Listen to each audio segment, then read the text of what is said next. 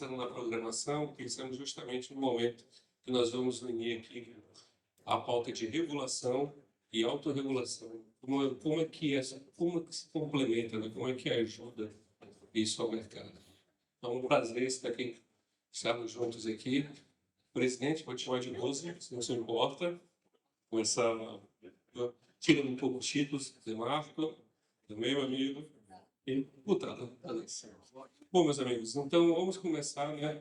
A autorregulação, nós temos uma autorregulação da Bcrypto, que nós fizemos, foram 2 anos de construção, de aplicação em 2020, e o objetivo era bem simples, né? O objetivo era, de fato, ali contribuir para o mercado, ajudando ali nos primórdios a organização e seu funcionamento. Então, a ideia seria, já que existe um gap, existe uma lacuna regulatória, né? Vamos tentar preenchê-la com uma autorregulação, um código aqui entre os players, como que isso poderia contribuir a começarmos a dar os primeiros passos em termos também de regulação e de organização do mercado. Aí, Vanessa, vou começar por ti, se você não se importa. Vamos conversar um pouco. Como você enxerga a importância da autorregulação? Como é que você enxerga as práticas de compliance? E como você enxerga o debate regulatório em um mercado que ainda não possui uma regulação específica ou não está regulado? Bom, boa tarde. Boa tarde a todos. Cumprimento aqui os painelistas e agradeço a Bcrypto, na sua pessoa, Bernardo, pelo convite para participar desse painel. Bom, acho que na construção de um novo mercado, que é o mercado da criptoeconomia, atendido pelas empresas que fazem parte dessa infraestrutura, não era possível, de fato, se iniciar a partir de uma regulação, né? Caso a gente começasse a partir de um modelo regulado, a gente teria uma limitação no desenvolvimento das novas tecnologias. Então, o que a gente precisa para iniciar um novo mercado? Práticas de compliance. Como em qualquer mercado, a gente tem 2 pilares principais: o pilar do compliance de governança, o compliance corporativo, para organizar a estrutura das empresas que vão fazer parte dessa infraestrutura, e um compliance regulatório, para garantir que elas estejam em conformidade com a legislação que existe, ainda que ela não seja específica do setor, né? Então, por exemplo, LGPD, a Lei Geral de Proteção de Dados, se aplica à operação das empresas que trabalham com cripto? Claro que sim, quando elas lidam com dados pessoais, nem que seja com os dados dos seus colaboradores, né? As disposições relacionadas à prevenção à lavagem de dinheiro se aplicam? Se aplicam, porque por aí trafegam recursos financeiros. Quando os ativos que elas trabalham são valores imobiliários, se aplicam essas disposições da regulação do mercado de capital? Sim. Quando são ativos financeiros, do mercado financeiro? Sim. Então, é preciso uma infraestrutura de compliance para que esses prestadores de serviços comecem a operar. Então, uma vez que essas empresas começam a funcionar e começam a desenvolver as suas atividades, o que a gente identifica? Que existem práticas que são comuns entre todas elas e que são importantes para que as atividades sejam desenvolvidas de uma forma segura, não só para o investidor que está desenvolvendo esse novo mercado, essa nova operação, mas para quem vai ser atendido por ele. E essas práticas que se tornam comuns num dado momento e que se inspiram em outros mercados que têm uma atuação análoga, combinadas geram a autorregulação, né? Então, eu vejo a autorregulação como um segundo passo, já quando a gente tem uma prática de mercado acontecendo, uma operação organizada e que já é possível identificar o que são as condutas adequadas naquele novo mercado.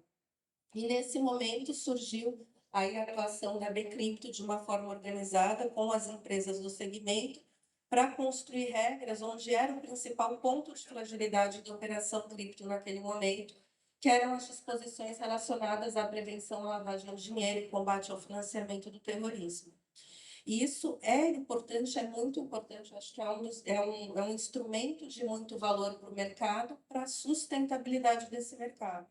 Como em qualquer outra atuação, a gente não regula a exceção, né? A gente regula e tenta disciplinar a regra. E a regra aqui são estruturas e operações bem definidas, implementadas adequadamente de boa fé para gerar valor para o cliente final a partir da redução da estrutura de intermediários. Mas houve momentos em que foi mal utilizada? Claro que houve, como existe em qualquer segmento da economia. E a partir dessa experiência surge a necessidade de definir regras mais claras de prevenção à lavagem de dinheiro, que é o que vai trazer confiança para esse setor. E a autorregulação foi muito importante para isso, né? Ela é observada por todos os associados da Becrypto hoje. E aí a gente chega no terceiro momento, que também já foi objeto desse evento, de discutir a regulação. Então, a gente tem prestadores de serviços que atuam de forma organizada. É que o compliance nada mais é do que isso, garantir a conformidade, seja com lei, seja com políticas internas, para proteger o interesse do investidor e dos clientes. A partir da prática desse mercado, surge a autorregulação. E agora a gente já está num momento que pode evoluir para a regulação. Em que termos? Dizendo como os produtos devem ser feitos, como a infraestrutura deve ser criada? Não, porque isso é exatamente a beleza da criptoeconomia, o potencial disruptivo. Mas para dizer quais são as práticas mínimas que as empresas que decidiram se organizar para prestar esse serviço têm que observar, né? E a partir da operação desse mercado, hoje a gente já pode dizer que estamos no momento de partir para esse terceiro passo de regulação. Excelente, excelente. Eu adorei, eu gostei muito da parte, por exemplo, você citou, que nós estamos falando ali, já que nós temos um mercado que é dinâmico, um mercado novo, né? Nós ainda não temos regras específicas de como o produto vai ser criado, né? Porque aqui você está falando de um mercado novo, de uma possibilidade infinita, né? Então, nós temos aqui, vamos dizer assim, o norte para dar, né, em termos de compliance, e como que isso se transforma, né, em uma autorregulação. Vou jogar lá para o meu amigo do Marco, está lá na outra ponta, já por uma outra perspectiva, né? Nós vamos falar aqui sobre a BSM, já é um órgão, uma empresa que já está muito bem consolidada em termos de autorregulação, que já supervisiona o mercado de uma forma muito madura, muito já bem definido, né? Então nós temos um outro cenário.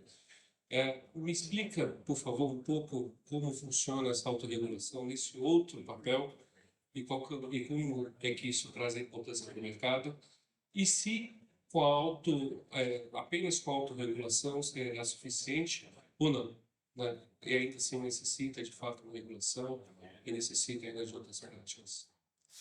Vamos lá. Primeiro, é um prazer estar aqui com todos e o convite feito por vocês, meu amigo Rodrigo, Aaron. Eu acho que ter a oportunidade de falar o que é a autorregulação, para que ela serve, e o que diferencia uma autorregulação de uma regulação, eu acho que é uma oportunidade importante, principalmente num tema novo, no tema de cripto. Né? Mas quando a gente olha para a autorregulação definida pelo regulador, né, que está lá na Lei 6385, né, e a função da autorregulação de apoiar o trabalho que é feito pelo regulador, isso aqui não é uma escolha. Né? Agora, não é uma escolha o fazer, agora o como fazer, sim, é uma escolha. Né? Então, a autorregulação hoje feita pela BCE, Psicologia dos Mercados, ela é uma autorregulação definida na Lei 6385, e que foi sendo construído ao longo dos anos, um modelo de mercado brasileiro de capitais totalmente diferente do que a gente tem hoje, né? Um modelo que as bolsas, primeiro que eram várias bolsas no Brasil e bolsas mutualizadas. E a grande preocupação que existia na cabeça do regulador, preocupação válida inclusive, era de como o próprio dono do negócio ia construir regras e preservar as regras em benefício da integridade do mercado. Então, a capacidade de se autorregular, ela não poderia conflitar com a capacidade de você gerar um lucro para aquele negócio, porque o negócio era teu, e você só deixava entrar naquele negócio quem você quisesse. Essa era a estrutura de uma bolsa mutualizada no Brasil até o ano de 2007. Isso mudou porque o mundo mudou e o Brasil não ficou atrás, ele mudou, né, com a desmutualização das bolsas. Chegou uma regulação específica no mercado de capitais, que foi a instrução CDM 461. Essa instrução ela permitiu a desmutualização das bolsas, né? Óbvio que teve uma história anterior a tudo isso, foi a integração das bolsas no Brasil, lá em 1999, né? Depois disso, a desmutualização das bolsas em 2007, a abertura do capital e logo em seguida o processo de fusão da Bovespa com a BMF e depois no mercado de balcão, né? Que deu origem à formação da B3. Mas onde entra a autorregulação, ela entra muito antes da desmutualização, porque a autorregulação já era uma atividade dentro da própria bolsa, uma atividade de monitoramento e fiscalização das operações, né? Mas a autorregulação hoje praticada e da forma como ela é praticada, ela tem como princípio fundamental, primeiro, a questão da proximidade, né? Então, o autorregulador ele tem que ter a capacidade de não deixar de fazer a sua função, supervisionar, fiscalizar, verificar o cumprimento das regras, das normas, né? Manter o equilíbrio e a equidade do cumprimento das regras, tudo isso em benefício de uma única coisa, né? A integridade do mercado.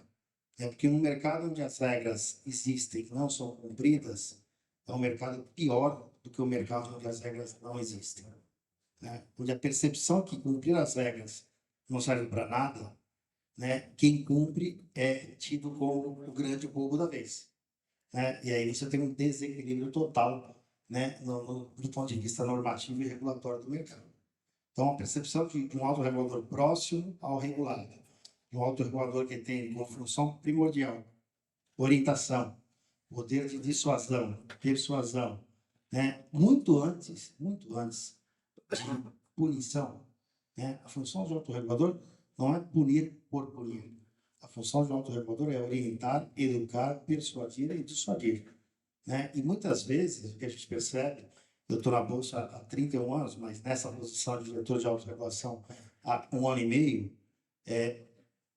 a falta do conhecimento em cumprir as regras, ou as regras como elas devem ser cumpridas. Outra forma de você entender o que acontece no mercado de fato, né? Porque as regras elas evoluem, né, no mercado, elas evoluem em função de contextos e de cenários, mas as pessoas que cuidam das coisas, das instituições, elas também mudam, né? E esse processo de conhecimento, de transferência de conhecimento, nem sempre é perfeito, né? Depende de seres humanos, depende de estrutura, depende de pessoas, né, que conhecem e querem transmitir conhecimento, de pessoas que não conhecem e querem absorver o conhecimento.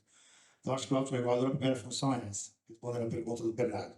A segunda função é a proteção aos investidores e também aos participantes desse mercado, do ecossistema, né? Porque a gente tem que afastar quem não tem uma boa fé, uma boa prática voltada para esse mercado e que contamina o mercado como um todo, né? Porque aí vem um excesso. Regular pelo excesso, foi o que foi falado, regular pela exceção não é o que se espera, né? E o terceiro ponto, talvez seja o ponto fundamental de um autorregulador, é preservar isso no tempo, né? E todo desvio percebido tem que ser um desvio coordenado com o regulador. É isso que o regulador espera da autorregulação. É uma ação mais rápida, mais efetiva e, de fato, apoiando o regulador para que ele não tenha que entrar, e muitas vezes o regulador ele entra com a força que ele tem, da forma como ele tem, e às vezes ou fazendo uma regulação aquém do que precisa ser feito, ou pior, além do que precisa ser feito.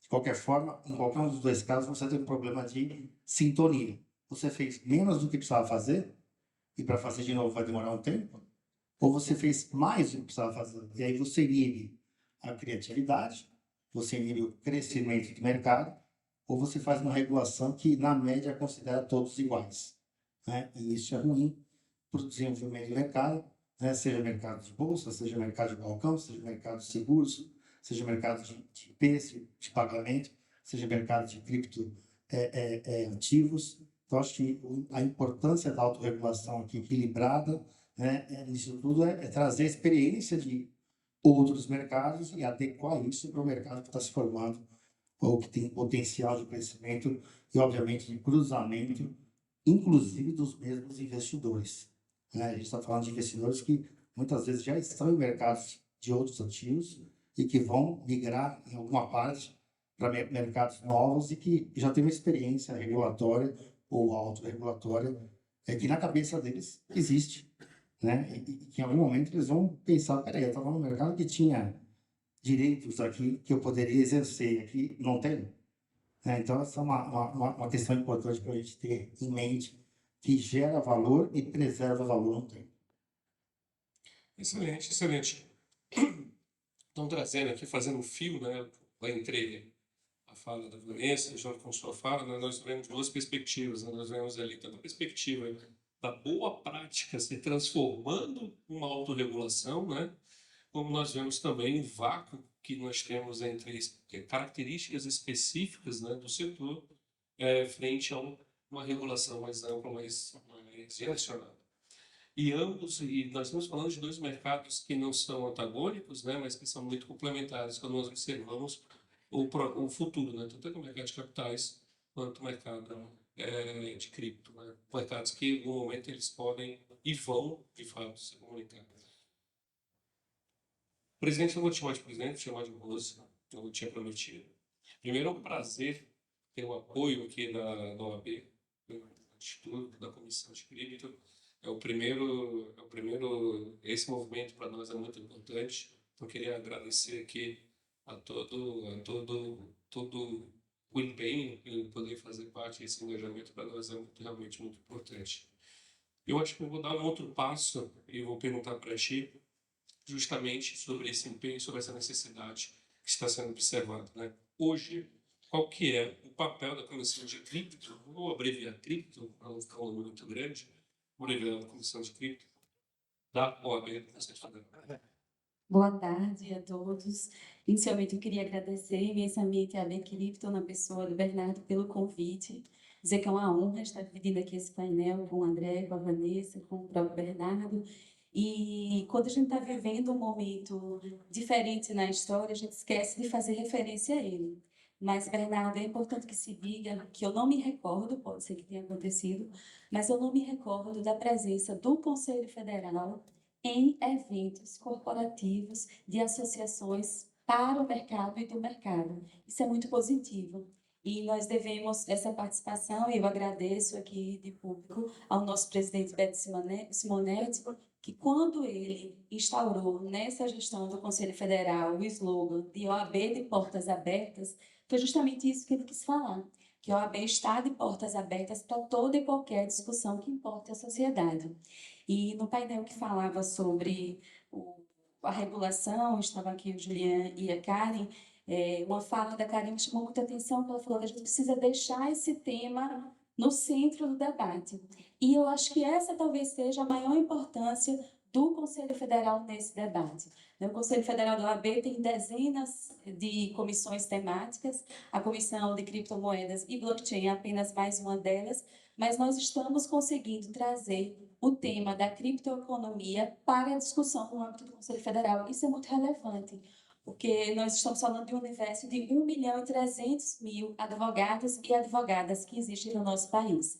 E eu ouso dizer que uma ínfima parcela dessa população, desse número de pessoas, conhece um pouco sobre blockchain e menos ainda sobre criptoeconomia. Então, acho que essa função é, acima de qualquer coisa, educacional. Nós precisamos educar a população. Quando a gente educa a população e a ordem, como representante da sociedade civil com assento constitucional, ela tem esse papel fundamental. Quando a gente regula ou quando a gente educa a sociedade, a gente desmistifica a criptoeconomia e as empresas que trabalham com cripto. Isso é algo também que é extremamente relevante. A gente falava aqui que viemos de um tempo onde havia uma criminalização, não é, dessas empresas. As empresas eram perseguidas e hoje a gente já está num ambiente mais estável, eu espero que continue assim, mas a gente ainda não consegue desmistificar o assunto. Você fala sobre esse assunto porque ainda é muito novo para nós. No direito não tem, na sua cadeira tradicional do ensino, tecnologia. Se não tem tecnologia, não tem blockchain. Se não tem blockchain, a gente vai ter uma dificuldade a mais de entender a criptoeconomia. Mas eu acho que essa interlocução com a AB Cripto é fundamental.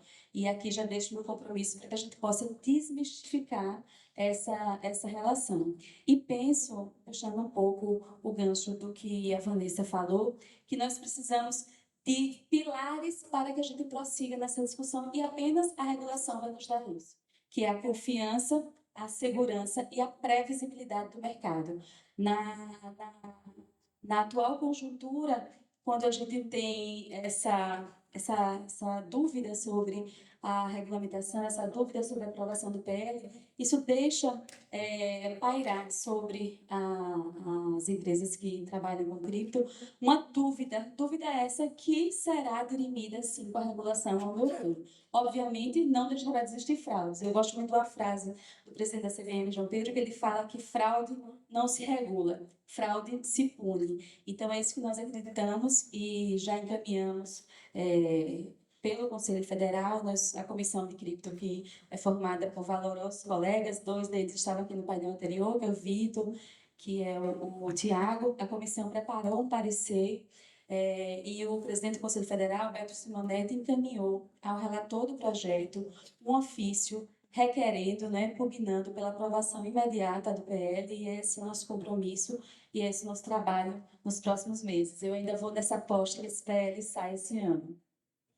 Então, é uma boa aposta, também estou comprando essa aposta, aposto nela porque realmente uma coisa que a gente sempre fala é que o PL realmente ele traz um divisor de águas, né? Ele traz não só separa o joio do trigo, ele ajuda a separar, como ele vai ajudar no desenvolvimento inteiro do setor, né? E uma frase que você falou que eu achei excelente, que é fraude não se regula, né? Fraude se pune. E aí, Vanessa, olhando para essa perspectiva de autorregulação, de regulação, né, que nós vemos fraudes, como é que você enxerga, né, que é o papel da autorregulação em ajudar essa separação do joio do trigo, pensando em práticas de compliance, né? Como é que essas práticas e essa autorregulação ela pode fazer a separação e trazer insegurança para o mercado, né? Acho que a gente parte, a autorregulação do setor de criptoeconomia, ela não parte do zero, né? Ela parte das boas práticas que existem nesse mercado, mas também da observação de outros mercados que já são autorregulados.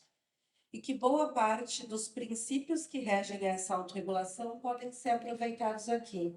Acho que um princípio fundamental é o princípio da informação, né, da clareza de informação para esse investidor. E se por um lado a gente pode aproveitar muito do que já existe nessas outras autorregulações que giram muito em torno do tema da clareza, da informação suficiente, para que o investidor possa tomar decisões conscientes em relação aos investimentos que ele vai realizar.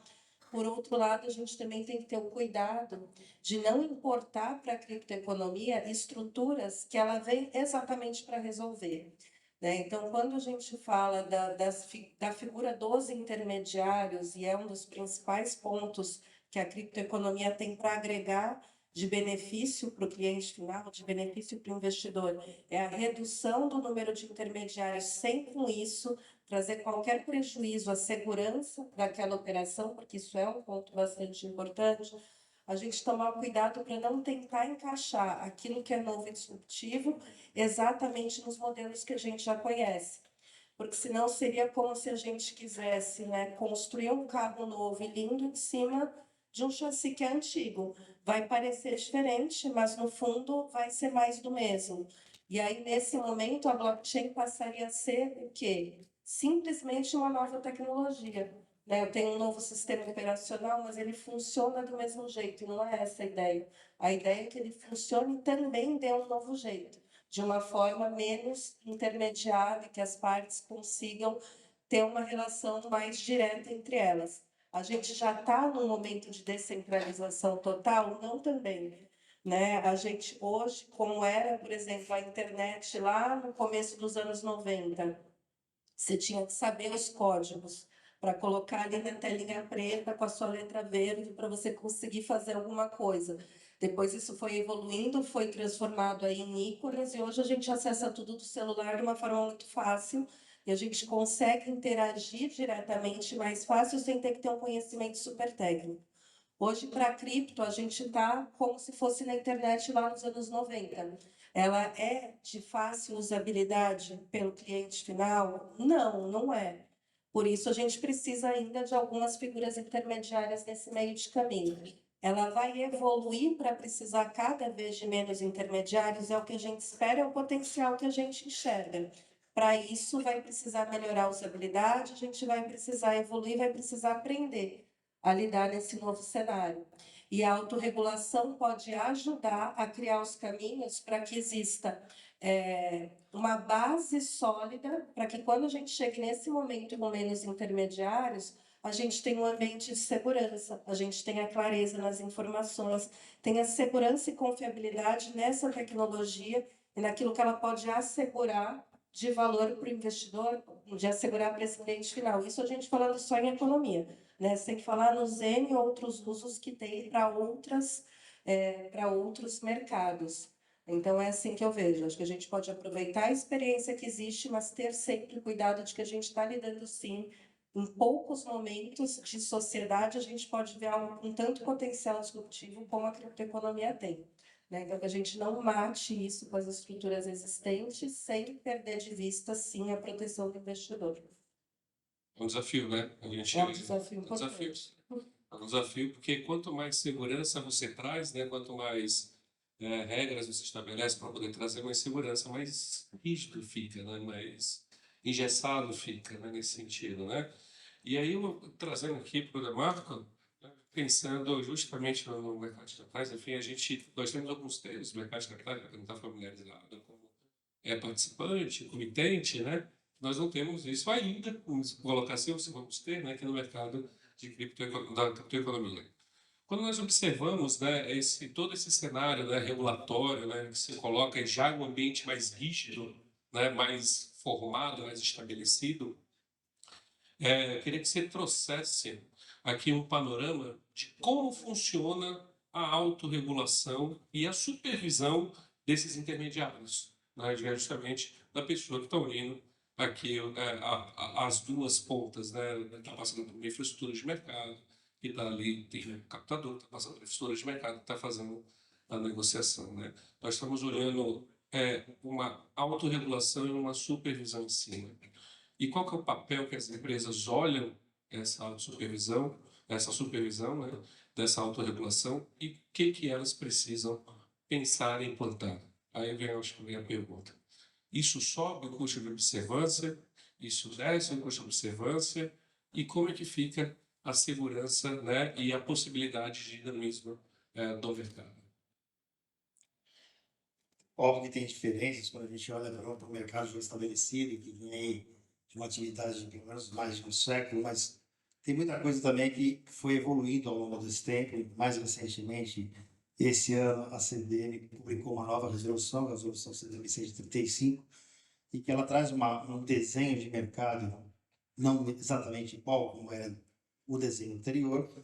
Quando a gente fala em entidade administradora de mercado, você tem basicamente a atividade de negociação, a atividade de registro.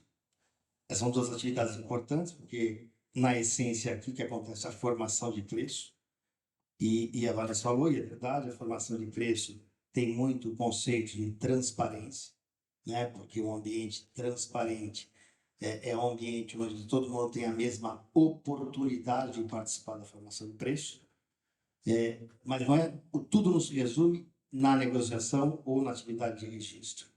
Depois você tem duas grandes etapas de infraestrutura de mercado, que é a liquidação e a atividade de depósito, né? Que é a guarda. A liquidação é a liquidação financeira, a troca de recursos financeiros. Quem comprou tem que pagar, quem vendeu tem que entregar o ativo para receber o dinheiro, e quem comprou tem que pagar, entregar o dinheiro para receber o ativo. E essas coisas elas têm que acontecer de forma concomitante, né? Porque se tiver uma simetria temporal entre esses dois momentos, alguém está correndo um risco. Ou quem pagou está correndo o risco de não receber o ativo de quem vendeu, ou quem vendeu está correndo o risco de não receber o dinheiro de quem comprou. Esse trauma a gente vive, todo mundo já deve ter vivido, quando vende um carro. Né? Eu transfiro para o nome da pessoa antes dela me dar dinheiro, ou ela me dá o dinheiro antes de transferir para o nome da pessoa. Ou a gente faz mandado no cartório e faz tudo junto. Né? Como é que funciona? Sorte que algumas coisas evoluíram no tempo também, né? Não precisa ser cheque, não precisa ser dinheiro no bolso, tá cheio de bandido na rua, né? Tem Pix, tem muita coisa que evoluiu. Mas tem coisa que esse dilema é um dilema clássico, né? E quanto maior a transação, maior o dilema, porque maior o risco. Então, quando a gente fala a autorregulação, ela põe que Ela apoia exatamente para ver o cumprimento das regras. As regras elas são iguais para todos, não pode ter diferença. Né? Tem categorias de acesso, tem categorias de, a palavra participantes, né? Que são os que têm direito de acesso a essas infraestruturas, participante de negociação, participante de liquidação, participante de um custodiante, que é quem faz a guarda e tem lá acesso à conta de custódia individualizada, que está a propriedade dos ativos daquele investidor. Então, a autorregulação ela suporta todo esse ciclo de supervisão e fiscalização. A importância de tudo isso, o que é? O cumprimento das regras. Né? Porque uma regra, se ela não for cumprida, ela deveria, e essa é a construção, imputar penalidades a quem não cumpre a regra. Só que aqui tem uma questão importante, quer dizer, é o primeiro cumprimento, o segundo, como é que funciona a questão da sistematização, da aleatoriedade ou da recorrência.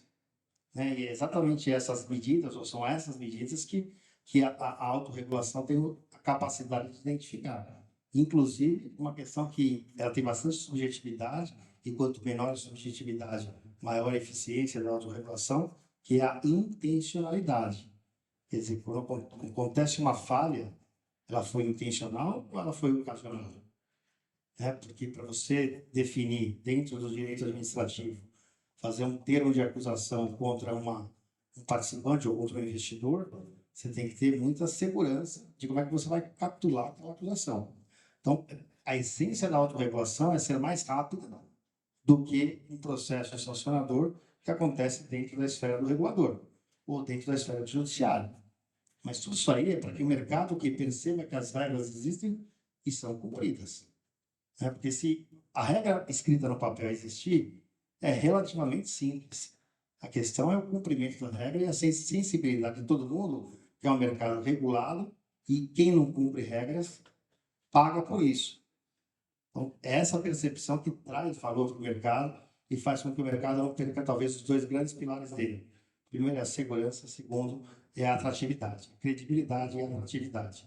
Então, todo mercado novo que está se formando, ele vai sofrer no começo por um pouco de desconfiança, mas à medida que ele vai crescendo, ele vai se sustentando nesses dois pilares. Né? E eu acho que o autorregulador está à frente do regulador porque ele está mais próximo desse universo de supervisionados do que o regulador no início. O regulador está mais afastado, ele está preocupado com os princípios gerais. Né? Tanto a Vanessa quanto a Rose, presidente, né? Quanto o presidente, tudo bem, olha, o regulador ele tem lá o viés sempre de trazer a regulação talvez mais teórica do que a regulação prática. O que é a regulação prática? A regulação cumprível. Né? Então, tem um lado importante, né? Você tem que ter um pouco de experiência, de observação, para depois construir a regulação. Sair a regulação para ter o mercado, provavelmente vai sair coisa que não é atingível. Né? E se não é atingível, tampouco vai adiantar você punir todo mundo porque não atinge aquilo que sequer é atingível. Então, tem que ter um tempo de observação, tem que ter um tempo de observação dos princípios fundamentais, PLD, FTP, tem que ter o princípio do Know Your Client, o princípio do onboarding, né? O princípio do ciclo transacional, da mudança, né, do relacionamento entre o cliente e a instituição. Porque as pessoas elas não vão começar de um jeito e terminar do mesmo jeito. Né? O ciclo transacional é diferente do processo de onboarding. O life cycle transacional, seja no mercado de capitais, seja no mercado financeiro, seja no mercado de seguros, é diferente. Eu imagino, né, que no mercado de cripto também vai ser diferente. Então, é um pouco disso tudo que a gente tem que lidar com a realidade, né, e entender como é que isso vai acontecendo com o tempo. Né, e saber, obviamente, com o tempo, saber separar o que é um indicador de atipicidade do que é, de fato, uma irregularidade. Não chamar todo mundo de irregular e tampouco chamar todo mundo de irregular. Os dois extremos não vão funcionar. Né? E fazer desse mercado um mercado onde todo mundo acredita, de fato, que tem princípios e quem não segue os princípios, de alguma forma, é punido ou penalizado. Esse ponto é interessante, né? Porque a gente começou justamente a conversa, o bate-papo, falando como é que a autorregulação surge, né, com as práticas de compliance sendo aprimoradas. Você trouxe muito bem falando sobre prevenção da lavagem de dinheiro, sobre o ciclo de vida de toda operação, né? E trouxe principalmente olhando, né, olhando como é que isso traz a segurança, né? Então nós estamos falando, na verdade, de uma ação que é muito mais pontual, é muito mais específica, muito mais, vamos dizer assim, personalizada no sentido de entender a operação, né? E muito mais participativa, né? Com o regulador. Nós estamos olhando aqui um regulador que está olhando um mundo de ações, né? E a autorregulação ela vai específico na veia, naquele ponto, justamente da qual ela visa sanar, né? E se você me permitir um complemento, porque você me fez essa pergunta, você falou sobre a questão do custo de observância, né? Tem uma coisa que talvez o tempo explica, né? Ninguém nasce conhecendo tudo, muito menos o regulador, né? E muito menos o autorregulador, né? Porque o custo de observância, ele é um custo que ele pode ser majorado ou otimizado. Como é que você utiliza o custo de observância? Você não faz todo mundo gastar o mesmo dinheiro na mesma coisa. Essa é a primeira sacada. Dá um exemplo de um custo de observância que pode ser utilizado. Mercado regulado, você tem que, por obrigação, guardar os dados por pelo menos 5 anos. Em alguns casos, você tem que guardar as informações por 10 anos. O custo de storage no Brasil ainda é alto, né? Ainda é alto. Porque não é só o custo de storage guardar, é garantir que a guarda está sendo bem feita e preservada, né? Porque parece a lei do Smurf, não sei se vocês conhecem a lei do Smurf, né? Aquele bichinho azul, simpático. Quando você precisa, é exatamente aquilo que você precisa que você não consegue restaurar, né? E aí não adianta você guardar, porque toda a tua guarda foi colocada em dúvida, né? Então, custo de storage é um custo alto. Óbvio que quanto mais informação você tiver, maior será o seu custo de storage. Você pega hoje um dia de transação na bolsa, gera 60 milhões de ofertas. 60 milhões de ofertas gera, em média, 130 milhões de alocações. 130 não. 1.300.000 alocações para cada negócio. Então é um negócio surreal do ponto de vista de informações que você tem que guardar. No mercado de bolsa, você tem que conhecer o beneficiário final de cada transação, seja ele investidor local, seja ele investidor offshore. Então, guardar isso todo dia é um número de informações muito grande. Só que todo mundo tem que guardar a mesma informação. Então, esse é o tipo do custo de observância que ele não está sendo otimizado. Ele é obrigatório, mas ele não está sendo otimizado. Óbvio que a estrutura de uma rede distribuída, ela pode otimizar esse tipo de custo, né? Mas ela tem que ser muito bem concebida, porque a obrigação ela não é compartilhada, é individual. Então, esse é um ponto interessante, porque no dia que alguém for chamado a trazer informação para o regulador, não há que se atribuir a responsabilidade a outro, a responsabilidade é sua. Mas hoje todo mundo está guardando. Então, guardar um dia de mercado de bolsa, por exemplo, contratos de $1.000 e mini índice, significam algumas centenas de milhares de reais. Guardar um mês pode chegar em milhões. Guardar um ano pode chegar em dezenas de milhões. Só para guardar o dado que todo o mercado tem que guardar. Ou seja, existe uma ineficiência de storage que eleva o custo de observância sem nenhuma razão para isso. Todo mundo está guardando a garrafinha vazia e a garrafinha é igual de todo mundo. Não faz sentido. O custo de observância é uma coisa que precisa ser um pouco mais racionalizada, né? A informação que só um tem, não adianta, ele tem que guardar. Agora, a informação que todo mundo tem, poderia ter um golden node, falando um pouquinho mais técnico aqui, né? Ou alguém que se responsabilizasse, mas também quem vai querer tomar uma responsabilidade desse tamanho, se ela não for, de fato, uma responsabilidade que possa ser compartilhada com todos, né? Ou a guarda está onde, de fato, e como é que você tem certeza que ela está íntegra no tempo? Porque esse tempo não é pequeno. A gente está falando de 10 anos no caso do mercado financeiro e 5 anos no caso do mercado de capitais. E se tiver alguma investigação em curso, ela tem que ser guardada por muito mais do que 5 ou 10 anos.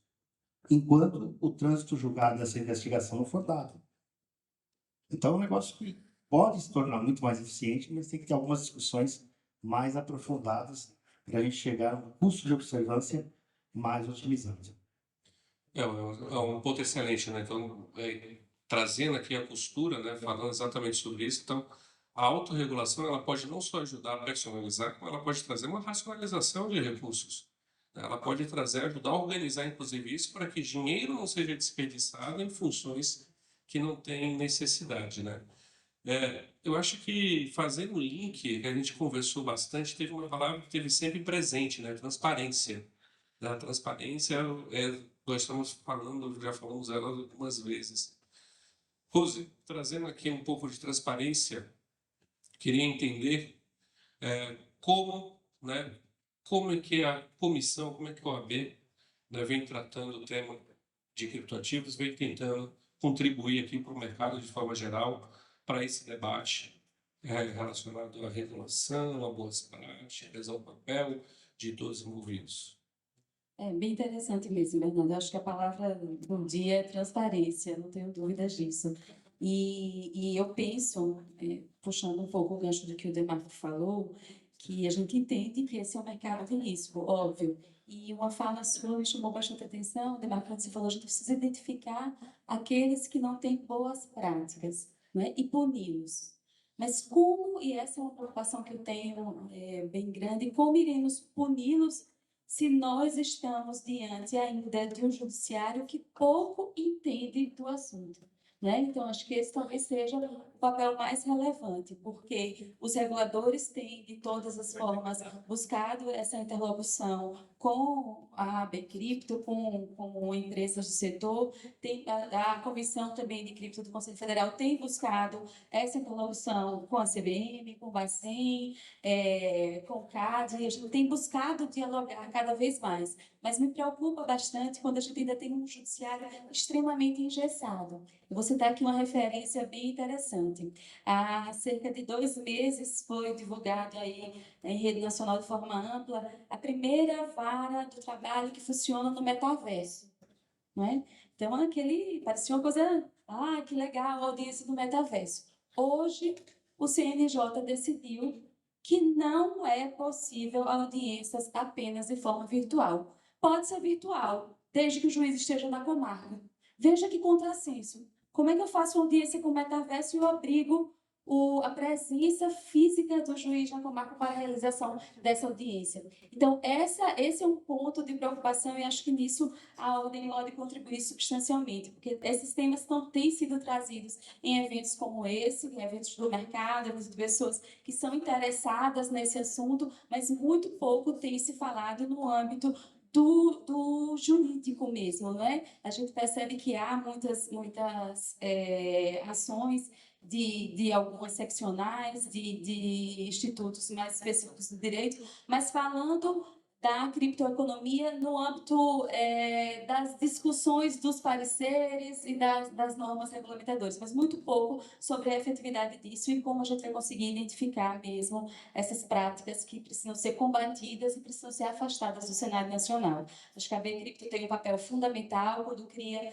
esse código de boas práticas e já devolvendo um pouco, eu gostaria que a gente pudesse, acho que já estamos nos encaminhando para o fim, né, falar um pouco mais, talvez a Vanessa possa nos ajudar com isso, sobre quais as vantagens de uma política pró-compliance, ainda que não haja essa regulação, né, porque tem que ter alguma vantagem. Porque há uma diferença competitiva, óbvio, por quem não cumpre, mas a gente entende que, pelo menos eu entendo, que há uma vantagem sim, talvez as empresas que compõem a B-Cripto tenham buscado cada vez mais essa prática de políticas pró-compliance mesmo. Achei excelente a sua pergunta, queria fazer aqui para a Vanessa. Vanessa, quando a gente observa, a gente falou ali do custo de observância, falamos da racionalização, falamos de alguns problemas que temos nos judiciários, falamos de problemas aqui da nossa regulação, da ausência de regulação no processo, que é a construção de uma regulação. Como você enxerga as vantagens de nós termos a nossa uma autorregulação focada no mercado e qual é a sua perspectiva de futuro quando você enxerga esse processo autorregulatório. E aí, passando para vocês, eu já abro aqui para perguntas. Bom, eu vejo de forma muito positiva e necessária, né? Eu não enxergo esse mercado existindo sem práticas de compliance adequadas que depois são formalizadas nessa estrutura de autorregulação associativa, que é o modelo que a gente tem aqui para cripto. Como eu falei no começo, né? A gente tem aqui uma interseção, a criptoeconomia toca em muitos momentos o mercado tradicional. Para que a gente traga segurança e os dois mundos consigam conviver de uma forma adequada, a gente precisa ter, por exemplo, práticas de prevenção à lavagem de dinheiro e combate ao financiamento do terrorismo, que excedem, inclusive hoje, aquilo que a gente vê no modelo tradicional. Né? Quando a gente fala das transações que são feitas em blockchain, elas deixam rastro. Né? Não, existe um conceito de anonimização dessas transações, mas no momento que elas tocam o modelo tradicional, elas deixam um rastro ali naquele momento de toque com o modelo tradicional, mas elas também deixam rastro na blockchain. A gente pode acompanhar essas transações, pode mapear as carteiras que eventualmente são carteiras de risco, ou que a gente já identificou que em relação àquela carteira já existiu algum problema. Então, muito para além do dinheiro físico, que num determinado momento você não enxerga por que mãos ele passou, quando a gente fala de uma transação em blockchain, sim, a gente enxerga. E o compliance, que começou muito baseado no modelo tradicional, ele já evoluiu para abranger também o monitoramento desse tipo de transação. Né? Então, a gente hoje, quando a gente olha e explica no detalhe como funciona o compliance na criptoeconomia, a gente já vê que ele consegue trazer até mais segurança do que quando a gente olha para o compliance no mundo tradicional. E se a gente já evoluiu a esse ponto, por que não consolidar isso nas práticas de autorregulação, que é o que a Bcrypto vem fazendo tão bem ao longo dos anos? Então, vejo com bons olhos, é uma evolução do que existe no modelo tradicional e tem muito para evoluir ainda. Ótimo, mas eu acho que, lembrando, eu dei um clique aqui, né, Marco, quando a gente fala de futuro de autorregulação, já puxando já o próximo painel, né, que vamos ter falando sobre o futuro de supervisão, o que você enxerga sobre o futuro da autorregulação antes de abrir para as perguntas? Eu acho que o futuro da autorregulação, cada vez mais, é trabalhar com monitoramento não supervisionado. Né? O que é monitoramento não supervisionado? É uma expressão talvez mais técnica, mas não é um monitoramento supervisionado baseado em regras de conhecimento de padrões. É sair desse mundo de padrões, fundamentalmente foi um mundo criado desde o início dos sistemas de negociação eletrônica, né? Onde você constrói padrões e tudo que sai do padrão é um alerta, e sendo um alerta pode ser uma atividade, pode ser uma irregularidade, e entrar no mundo de monitoramento não supervisionado, onde as relações de cadastro, as relações transacionais e as relações sociais são a base de dados. Você vai ter que aplicar inteligência artificial para tentar encontrar eventuais irregularidades praticadas nos mercados e intermercados. Né? Porque o investidor evolui, o emissor evolui e o participante evolui. Então, aquele negócio que era muito baseado em padrões, perde o padrão. Mas isso não significa que eventuais irregularidades não possam estar sendo praticadas. Excelente, excelente. Perguntas? Temos algumas? Opa!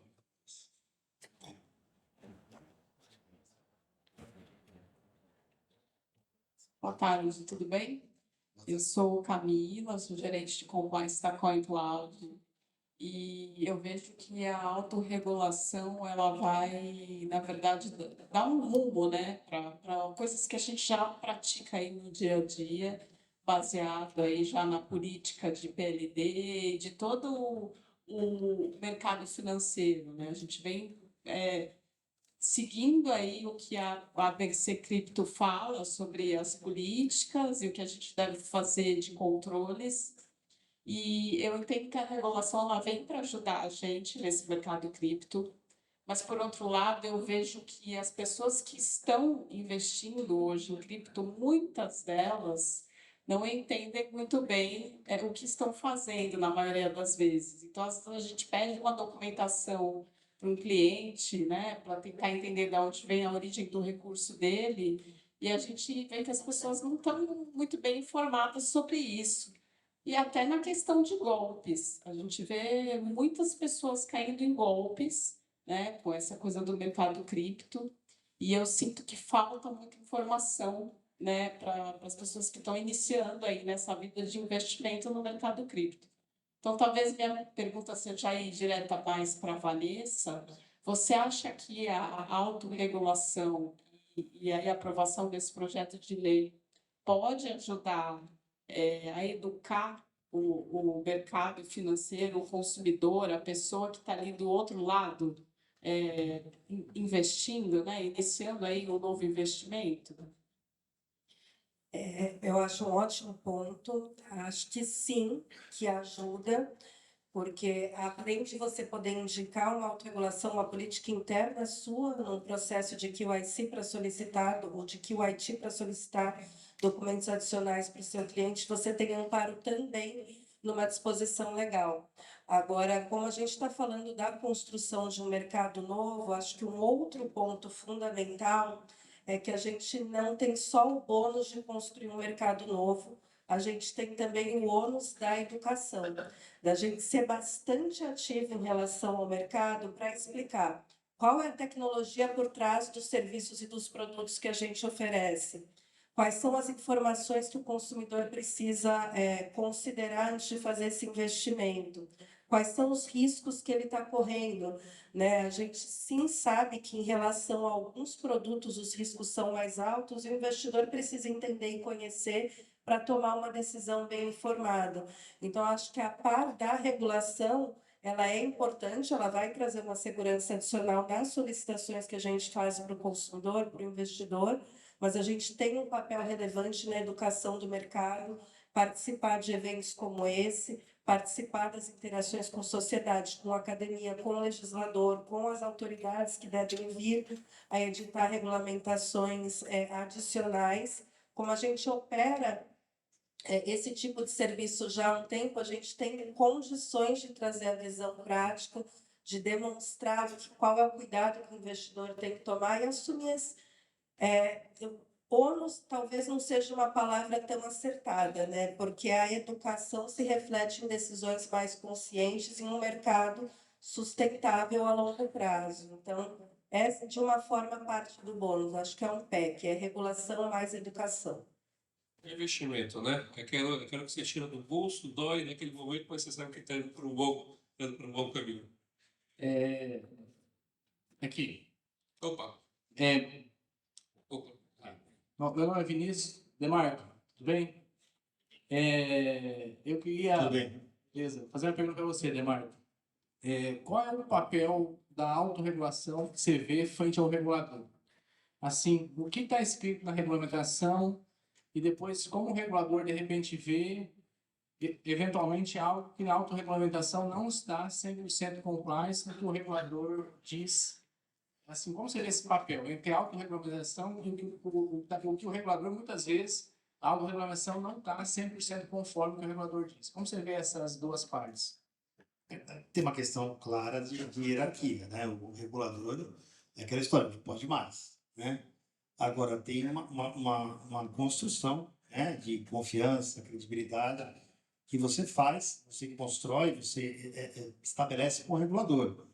Então, muitas vezes, a capacidade que o autorregulador tem, dada a proximidade dele com o mercado, com os supervisionados, com os regulados, de apontar, né, isso acontece, não é absurdo a gente perceber que isso acontece de forma construtiva, de mostrar para o regulador aonde a regulação de fato, não se estabelece, né? Então, é fácil você construir alguma coisa no papel, mas na hora, do ponto de vista prático, aquilo lá não consegue se materializar. Então, é muito importante o autorregulador, ele ter esse canal, esse diálogo com o regulador, para promover ajuste regulatório ou no sentido de que a regulação não se consegue fazer cumprir, isso pode gerar um desvio total no mercado, porque ponto de vista prático, todo mundo vai ser penalizado por uma coisa que ninguém consegue cumprir, né? Ou essa regulação se tornou obsoleta, né? Ela precisa ser adequada ao modus operandi hoje do mercado. Porque como o mercado opera hoje, aquela regulação estabelecida lá atrás, ela precisa passar por uma atualização. Então, acho que a função do autorregulador é também ser um input, né? Ser um feeder para o regulador, para trazer para o regulador o time correto de fazer um ajuste regulatório, né? Nos dois sentidos, ou por um excesso da regulação, ou por uma desatualização da regulação estabelecida pelo regulador. Agora, não pode ter um conflito, né? O autorregulador não pode estabelecer uma autorregulação que conflite com a regulação, porque aí é uma questão de hierarquia, né? Assim como o regulador não pode conflitar com uma lei federal, da mesma forma. Mais uma? Oi, pessoal, boa tarde, tudo bem? Queria parabenizá-los pelo painel, agradecer. Meu nome é Antônio, sou advogado e fui um dos alunos do curso da Lift Learning sobre finanças descentralizadas. Inclusive, pelo curso que eu soube do evento, eu vim para cá. E o projeto que nós tínhamos apresentado era uma DAO social, ou seja, era oportunizar que empresas do terceiro setor utilizassem semente de criptoeconomia para que elas recebam financiamento de acordo com certos critérios de uma forma mais prática que no mundo tradicional. Só que o advogado ele sempre pensa de uma forma mais restrita, e quando a gente estava escrevendo o projeto, eu me deparei com uma lista de documentos que normalmente empresas do terceiro setor apresentam quando elas buscam financiamento. E um dilema ao qual a gente chegou foi pensar como que nesse ambiente de criptoeconomia, que eu quero que seja menos complexo, eu comprovo a minha identidade, sendo que hoje eu preciso de tanta documentação. E a gente até pesquisou sobre a identidade digital descentralizada, ou identidade digital em blockchain que outros países têm desenvolvido, mas pelo que a gente viu, isso ainda não está completo. Então, a gente até colocou no projeto uma possibilidade de que no futuro essa identidade vai existir, não vai precisar dessa tonelada de documentação, mas hoje essa documentação é necessária. E aí, quando a gente foi pensar na DAO, você teria de criar um monte de funções ali, sei lá, um analista, um contabilista, um advogado para analisar documentos, às vezes refletir uma estrutura tão engessada como a de uma instituição física, se eu posso dizer dessa forma. Então, eu queria ouvir de vocês, talvez até da representante do OAB, como que vocês veem esse impasse em relação ao conflito entre essa necessidade ou vantagem de anonimização versus você precisar comprovar a identidade, principalmente nesses casos, por exemplo, de uma empresa de terceiro setor, e como que vocês acham que essa identidade digital descentralizada pode ajudar? Se vocês têm visto o avanço disso no Brasil ou tem alguma previsão de quando isso vai se tornar algo mais difundido. Muito obrigado. Bom, eu vou pegar a pergunta porque são três perguntas. Eu adorei as perguntas, mas como são três, a gente só tem 3 minutos. 2 minutos, galera. Para a gente poder responder, eu acho que eu vou sintetizar uma aqui para você, Vanessa, e trazendo aqui, eu acho que um pouco, que é qual que é o desafio, né, que nós temos em relação a justamente a olhar as nossas sociedades descentralizadas frente às sociedades que nós temos hoje. Eu acho um ponto super importante a questão da DAO. Existe uma discussão, você como advogado deve estar acompanhando também, em qual é a natureza jurídica da DAO, né? Em tese, ela é um coletivo de pessoas, ela não se encaixa adequadamente nem em uma pessoa física, nem em uma pessoa jurídica como a gente conhece hoje. Então, acho que a par da evolução de mercado, existe uma necessidade de uma evolução de conceitos jurídicos que incorporem novidades que a gente tem, que a gente enxerga nesse mercado, e a DAO é uma delas. A gente vai precisar, em algum momento, entender qual vai ser a característica que ela vai ter. Hoje não existe. Enquanto não existe, a gente tenta acomodar no modelo existente, daí a necessidade de solicitação desses documentos. A identidade digital é uma das alternativas para isso, entendo que é um ponto que a gente até já discutiu, né, numa conversa interna da empresa. Para mim é uma necessidade. Se a gente vai atuar num outro ambiente, no ambiente de blockchain, a gente precisa discutir como existe essa identidade, ainda que, a depender da blockchain, se para ela um requisito é preservar o anonimato, ok, mas como que eu tenho ao menos um identificador digital para possibilitar esse tipo de operação? Existe uma resposta? Hoje não existe, mas existe muito movimento, tanto do ponto de vista tecnológico, para criar essas identificações, quanto do ponto de vista jurídico, para a gente entender qual vai ser, se ela vai ser, se a DAO vai ser enquadrada em conceitos que já existem, ou se de verdade a gente está diante de uma das situações inéditas do mundo jurídico, da criação de um instituto jurídico diferenciado para acomodar esse tipo de operação. Queria aproveitar e puxar aqui nos segundos finais e aqui agradecer, né? Eu acho que a gente falou sobre identidade digital, né? Sobre como funciona, vamos dizer, o conceito, né? Da Eliana Blockchain, como é que a identidade pode funcionar. Amanhã nós temos uma palestra, um painel do Lab Sereno, justamente falando sobre essa frente, que é a frente de infraestrutura de mercado financeiro, que está olhando como usar blockchain para vários pontos, inclusive essa é uma delas, é uma belíssima discussão. E eu gostaria aqui de aproveitar esse ensejo para agradecer. Obrigado, Vanessa. Obrigado, Rosa. Obrigado, Enoque, pelo bate-papo de hoje. Obrigado a todos.